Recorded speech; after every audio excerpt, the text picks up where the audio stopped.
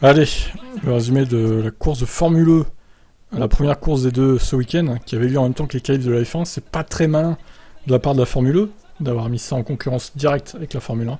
Je ne comprends pas pourquoi ils ont fait ça, alors que clairement il y avait moyen, je pense, de mettre une heure plus tard, par exemple, à 17h. Non, c'était trop demandé, quoi.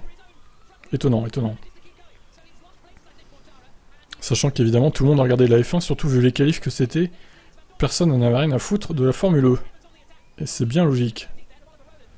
Là, ils ont chié dans la colle, hein, franchement. Donc on va regarder un peu l'athlète de la première course. La course 2 aura lieu demain à la même heure, à 16h, en plein Grand Prix de Hongrie. On sera à peu près à la moitié de la course, un peu plus. Donc aucun sens non plus, c'est n'importe quoi. Je comprends pas leur logique, franchement. S'ils avaient été intelligents, ils auraient mis les deux courses à 17h. Et ça serait pas rentré en clash, en fait.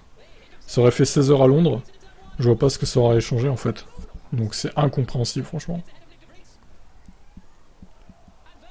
Alors, le circuit de Londres, il est pas ouf, pour le coup, putain, ça a cartonné un petit peu.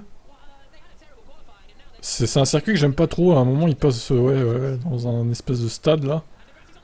Wow! Très bizarre, ce circuit.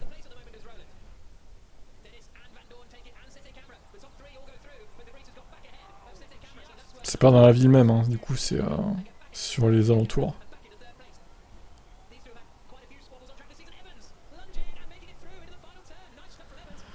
J'ai bien accéléré, évidemment, c'est pour ça que ça va un peu vite pour des Formule E.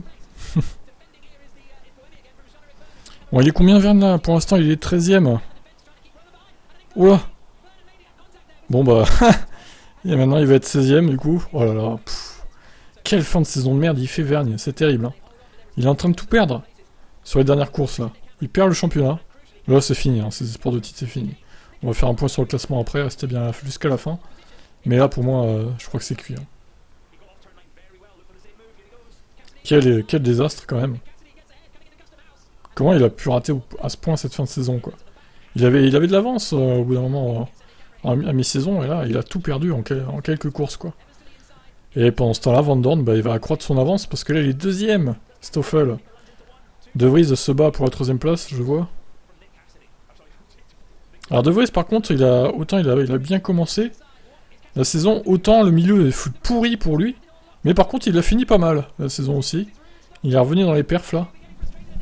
De Vries, hein, qui a boulé son baquet chez Aston Martin, apparemment. En vue, peut-être, d'un baquet en 2023, qui sait.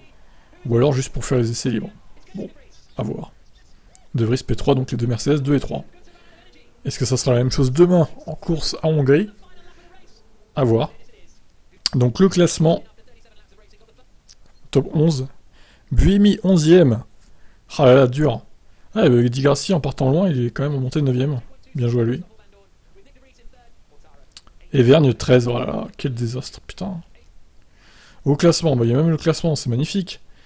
Stoffel Van Dorn, donc, 173 points, oh là là, 18 à 8. Ah ouais, bah là, il fait un gros pas sur le titre, hein, Stoffel. Hein. Il a combien? 26 points d'avance. Il a plus qu'une victoire d'avance sur Mitch Evans. Ça sent bon pour le titre, hein, Stoffel. Hein. Mortara P3, Vergne, oh, oui, Vergne, il a 50 points du titre, quasiment 45.